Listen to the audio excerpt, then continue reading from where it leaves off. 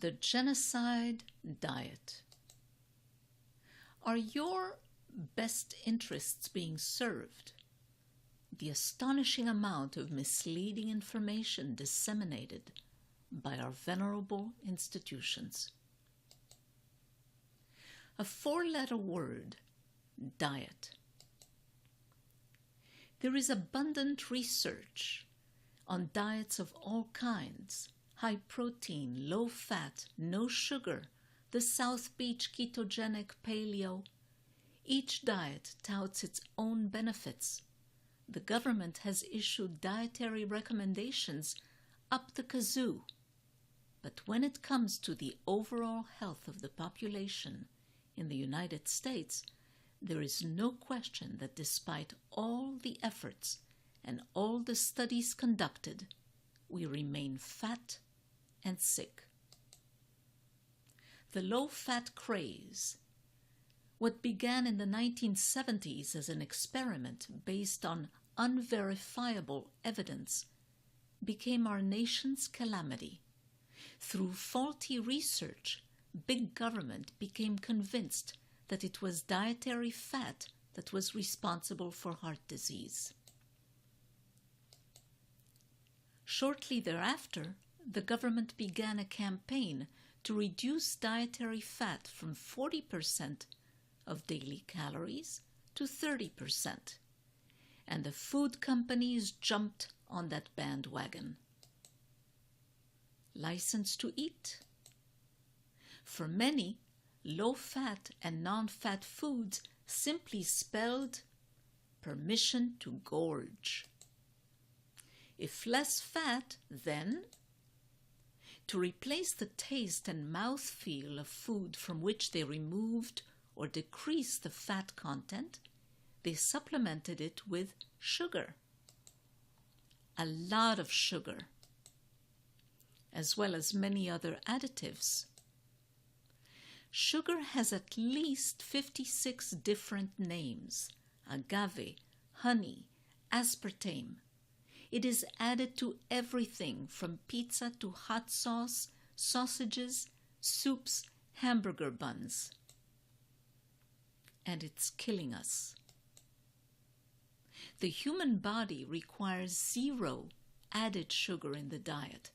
The body produces all the glucose it needs to function from the food we eat. But the food we eat is full of added sugars. There are no fewer than 56 names for sugar. A failed experiment. The low-fat craze of the 1970s has led to the type of diet we consume today: processed, denatured, adulterated, full of additives. The human body was not meant to function on such a diet, and the effects can be observed all around us. Did a reduction in fat from 40% to 30% do the trick?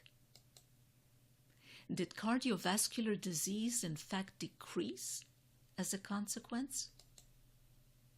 Are we any slimmer today as compared to 50 years ago? Here is a chart of obesity rates from the 1970s to 2005-2006. Observe that when the low-fat craze began in the 1976 through 80 phase, where is our obesity rate today? It is way up there to the right of the screen. Here's another chart. The prevalence of obesity among U.S. adults age 20 to 74. Obese rates in the 1960-62 time span, our obesity rates were only 10.7% of the population. They were 36% in the 2009-2010 time span, projected to be 50% of the population in 2030, a mere 12 years from today. Obesity is at epidemic levels and is at the core of the 7 major chronic preventable diseases that plague us today: diabetes, cardiovascular disease, high blood pressure, cancer, sleep apnea, Alzheimer's disease, depression, and many others. Obesity and diabetes are epidemic in this country. There is ample research to support diet and exercise as central to the management and prevention of the disease, but those measures are only superficially promoted. Instead, once diagnosed, a patient is destined to a lifetime of painful finger sticks, medication, insulin, and the incalculable misery and costs that are the hallmarks of this disease, not to mention risks of blindness and loss of limbs. Not to mention the greatest risk of diabetes of all: cardiovascular disease. So much for the low-fat craze. The food we eat. This is what we really eat. And this. And this, including Enfamil infant formula. 80% of our food is processed.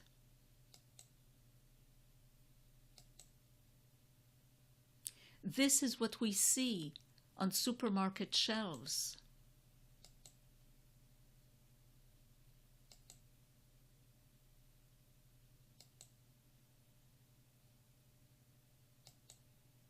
Snack machines are ubiquitous in hospitals, libraries, schools.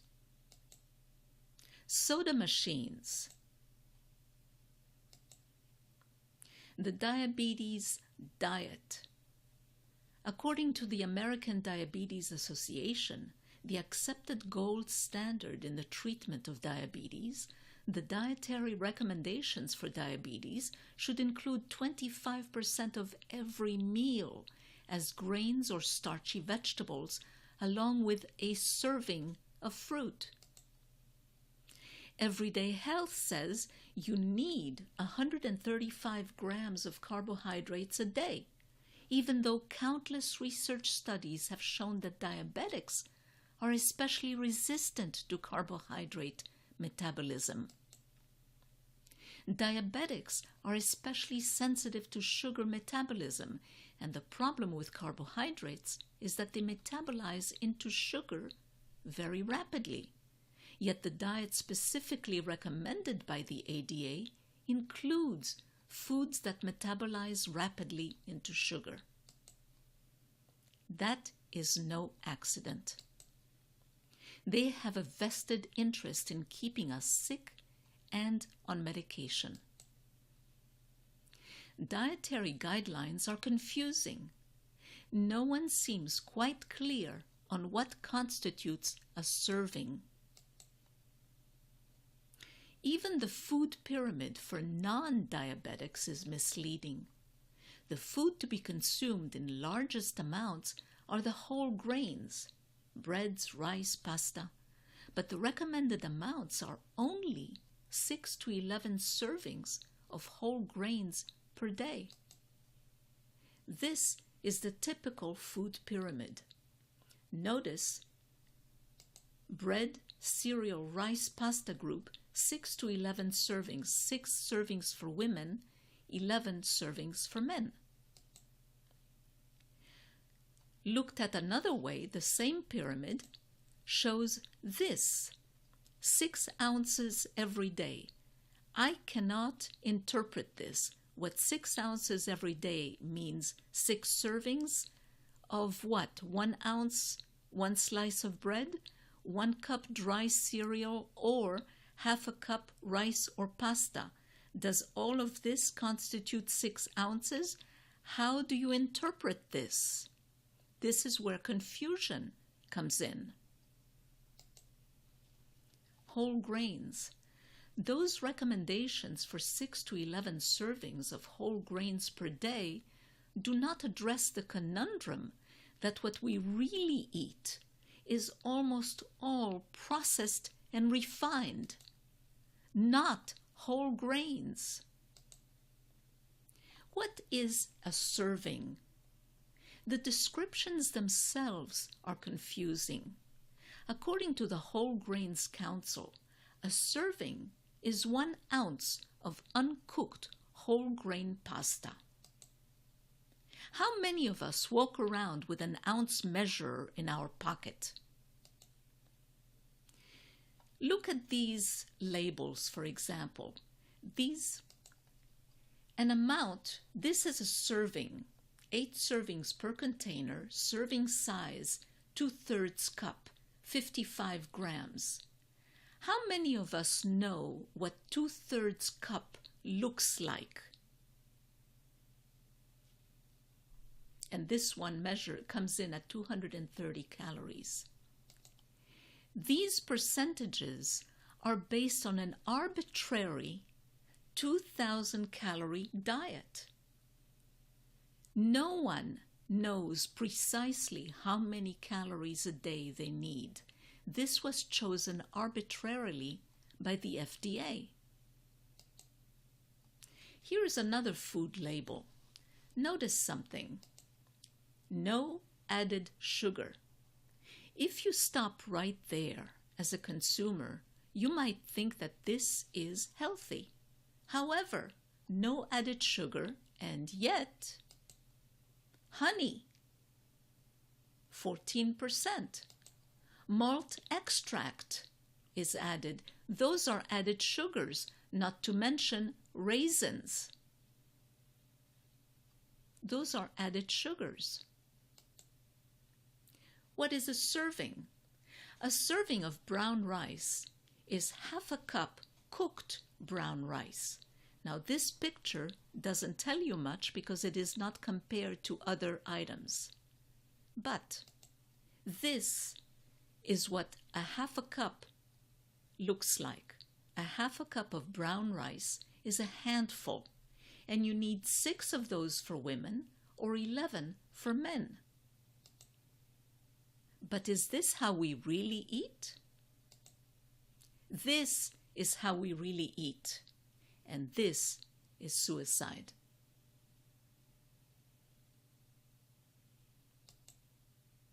The experts. Most people are advised to seek a doctor's opinion regarding any diet or exercise program. I ask you, why? Doctors hold esteemed status in our society. In some circles, they are viewed as 1 step below God. Yet medical schools do not teach nutrition as part of their curriculum. Band-aid medicine, our medical system is based on intervention, not prevention. There is extensive evidence that diet and exercise are central to the prevention of cardiovascular disease, yet cardiologists rarely prescribe that regimen in favor of invasive procedures and medication. Politics? Nah. Our politics are mired with conflict of interest, with research funded by special interest groups. The dairy industry, the beef industry, the grains industry, the sugar industry, who in turn support our venerable institutions, the American Heart Association, the American Medical Association, the American Diabetics Association, the American Cancer Association. Don't be duped. It's about money and profit. The new eating paradigm. This is what we should eat. Whole foods that we cook, that we recognize as food. Delectables. Foods that grandma would recognize. Salads made with whole foods, herbs, spices, salads, colorful, full of vibrant vitamins. Remember this slide from earlier, the obesity epidemic? It's projected to be 50% of the population by 2030. At this rate, it rose in 20 years by 14% to 50% of the population. According to some studies, 100% of the population will be overweight or obese by 2048. That is astonishing. The problem is ours. If we do not take charge on an individual basis, if we wait for the government to do it for us, we will continue to be victims. Eat whole food. What is whole food? It is food that has no labels, like an apple or a banana. It is food that grandma would recognize. It doesn't come in a box or a package. It has no ingredient list. The solution is also ours. We must educate ourselves, ask questions, challenge accepted recommendations that fly in the face of observable facts. We must not allow ourselves to be led around like sheep to the slaughter. We must not fall prey to the genocide diet.